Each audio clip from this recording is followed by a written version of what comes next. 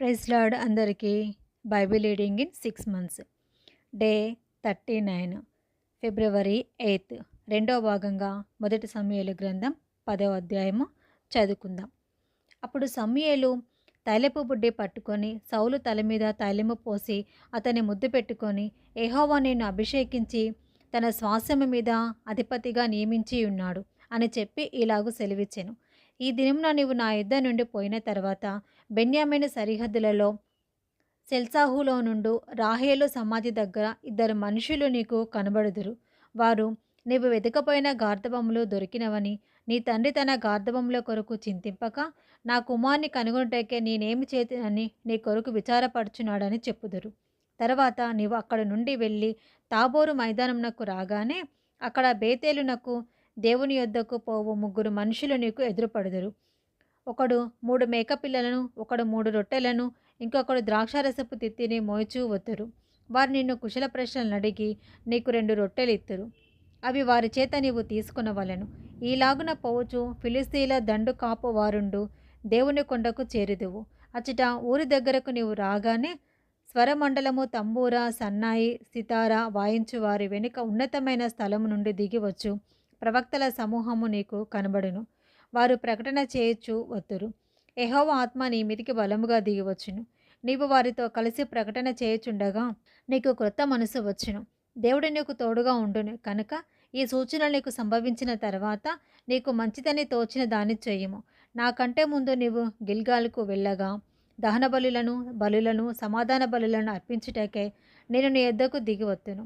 నేను నీ యొద్దకు వచ్చి నీవు చేయవలసిన దానిని నీకు తెలియచే వరకు 7 దినముల పాటు నీ వచ్చట నిలువవలెను. అతడు సమూయేలు నొద్ద నుండి వెళ్ళిపోవుటకే తిరగగా దేవుడు అతనికి కొత్త మనసును అనుగ్రహించెను. ఆ దినముననే ఆ సూచనలు కనబడెను. వారు కొండ దగ్గరకు వచ్చినప్పుడు ప్రవక్తల సమూహము అతనికి ఎదురుపడగా దేవుని ఆత్మ బలముగా అతని మీదికి వచ్చెను. అతడు వారి మధ్య నుండి ప్రకటన చేయుచుండెను. పూర్వము అతను ఎరిగిన వారందరూ అతడు ప్రవక్తలతో కూడా నుండి ప్రకటించుట చూచి, కీషు కుమారునికి సంభవించినదేమిటి? సౌలును ప్రవక్తలలో ఉన్నాడా అని ఒకనితో ఒకడు చెప్పుకొనగా, ఆ స్థలమందుండు ఒకడు వారి తండ్రి ఎవడని అడిగాను. అందుకు సౌలును ప్రవక్తలలో నున్నాడా అను సామెత పుట్టెను. అంతటా అతడు ప్రకటించుట చాలించి ఉన్నత స్థలమునకు వచ్చెను.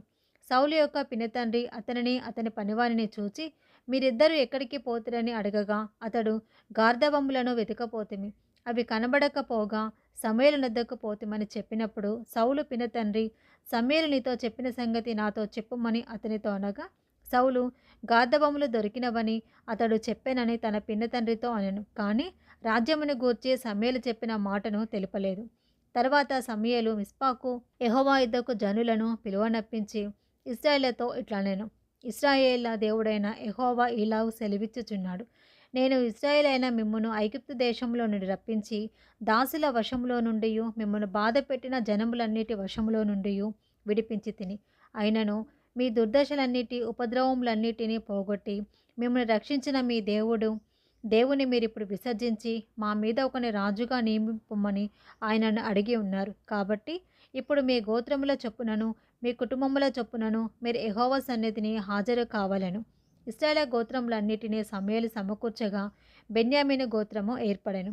బెన్యామీను గోత్రమును వారి ఇంటి కూటముల ప్రకారము అతడు సమకూర్చగా మత్రి ఇంటి కూటము ఏర్పడెను.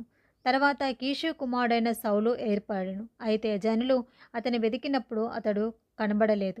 కావున వారు, ఇక్కడికి ఇంకొక మనుషుడు రావాల్సి ఉన్నదా అని యెహోవా యొద్ద విచారణ చేయగా, యెహోవా ఇదిగో అతడు సామానులో దాగి ఉన్నాడని సెలవిచ్చెను.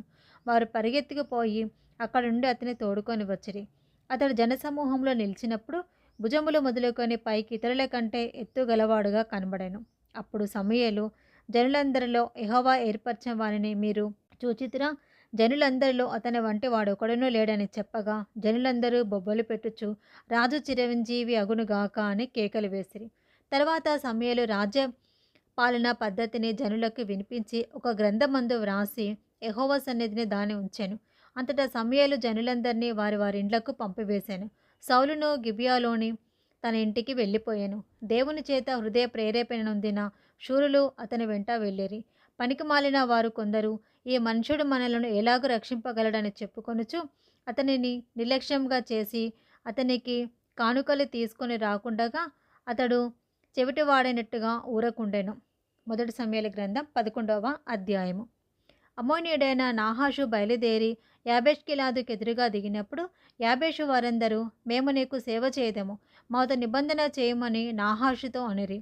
ఇశ్రాయేలందరి మీదికి నింద తెచ్చినట్లు మీ అందరి కుడికన్నులను ఊడదీయునని మీతో నేను నిబంధన చేసేదనని అమ్మోనీయుడైన నాహాషు యాబేషు వారి పెద్దలతో చెప్పగా, వారు, మేము ఇశ్రాయేల సరిహద్దులన్నిటికీ దూతలను పంపుటకే 7 దినముల గడువు మాకిమ్ము. మమ్మను రక్షించుటకు ఎవరినో లేకపోయినడలా మమ్మను మేము నీకు అప్పగించుకునేదమనిరి.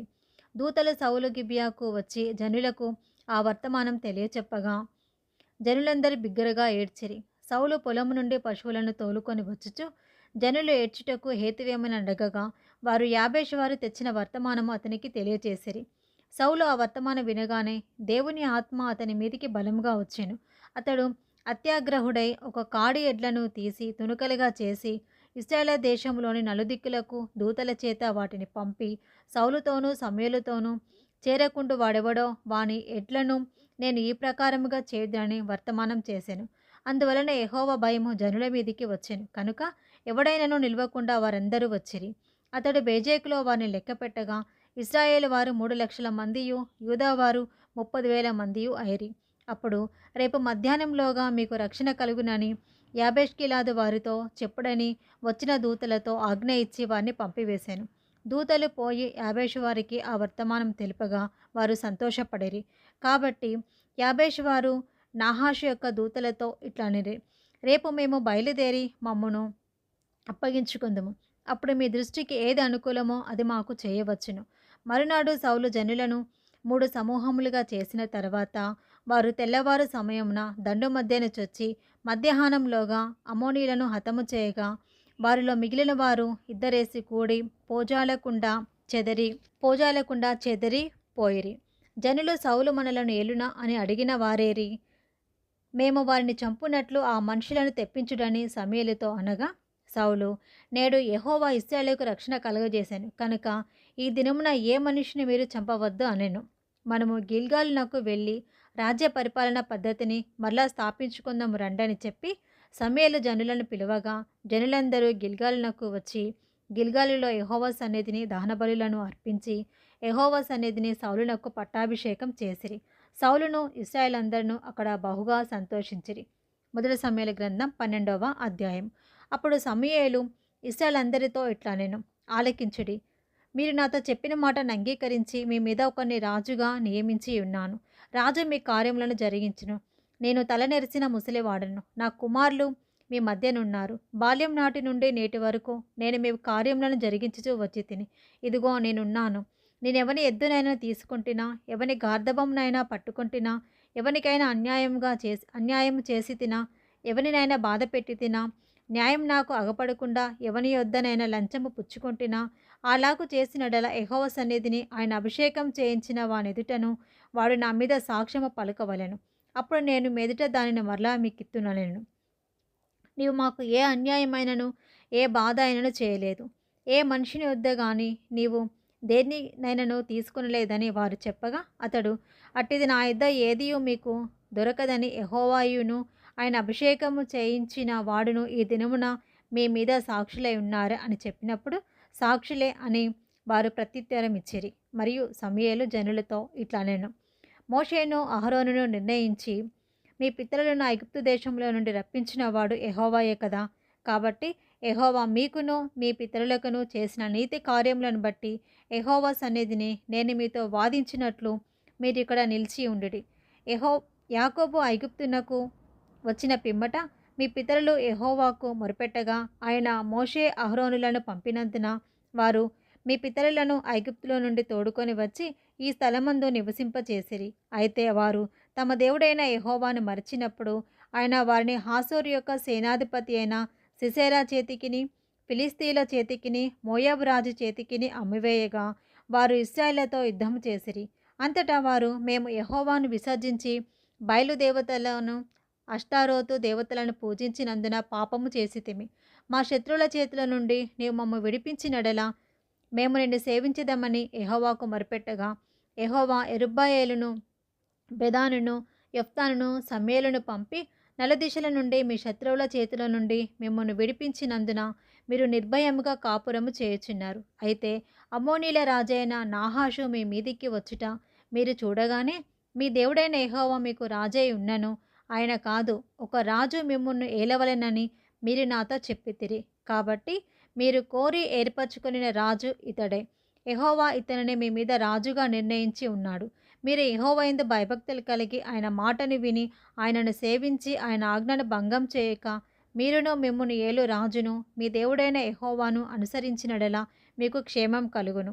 అయితే యెహోవా మాట వినక ఆయన ఆజ్ఞను భంగము చేసినడలా యెహోవా హస్తము మీ పితరులకు విరోధముగా నుండినట్లు మీకును విరోధముగా ఉండును. మీరు నిలిచి చూచుచుండగా యెహోవా జరిగించి ఈ గొప్ప కార్యమును కనిపెట్టుడి. గోధుమ కాలము ఇదే కదా. మీరు రాజును నిర్ణయింపమని అడిగినందుచేత యెహోవా దృష్టికి మీరు చేసిన కీడు గొప్పదని మీరు గ్రహించి తెలుసుకొనుటకై యెహోవా ఉరుములను వర్షమును పంపునట్లుగా నేను ఆయనను వేడుకొనుచున్నాను. సమూయేలు యెహోవాను వేడుకొనినప్పుడు యెహోవా ఆ దినమున ఉరుములను వర్షమును పంపగా జనులందరూ యెహోవాకును సమూయేలునకును బహుగా భయపడి సమూయేలుతో ఇట్లనిరి, రాజును నియమించమని మేము అడుగుట చేత మా పాపములన్నిటి మించిన కీడు మేము చేసితిమి. కాబట్టి మేము మరణం కాకుండా నీ దాసులమైన మా కొరకు నీవు దేవుడైన యెహోవాను ప్రార్థించుము. అంతటా సమూయేలు జనులతో ఇట్లనెను, భయపడుకుడి. మీరు ఈ కీడు చేసిన మాట నిజమే. అయినను యెహోవాను విసర్జింపకుండా ఆయనను అనుసరించుచు పూర్ణ హృదయంతో ఆయనను సేవించుడి. ఆయనను విసర్జింపకుడి. ఆయనను విసర్జింపువారు ప్రయోజనము మాలినవై రక్షింపలేని మాయా స్వరూపములను అనుసరించుదురు. నిజముగా అవి మాయయే. యెహోవా మిమ్మును తనకు జనముగా చేసుకున్నటకు ఇష్టం కలిగి ఉన్నాడు. తన ఘనమైన నామము నిమిత్తము తన జనులను ఆయన విడనాడడు. నా మట్టుకు నేను మీ నిమిత్తము ప్రార్థన చేయుట మానుట వలన యెహోవాకు విరోధముగా పాపము చేసిన వాడనగుదును. అది నాకు దూరమవును గాక. కానీ శ్రేష్టమైన చక్కని మార్గమును మీకు బోధింతును. ఆయన మీ కొరకు ఎన్ని గొప్ప కార్యములు చేసినో అది మీరు తలంచుకొని మీరు యెహోవా యందు భయభక్తులు కలిగి నిష్కపటులై పూర్ణ హృదయంతో ఆయనను సేవించుట ఆవశ్యకము. మీరు కీడు చేయు వారైతే తప్పకుండా మీరును మీ రాజును నాశనమగుదురు. ఇది 2వ భాగం అండి. Praise the lord.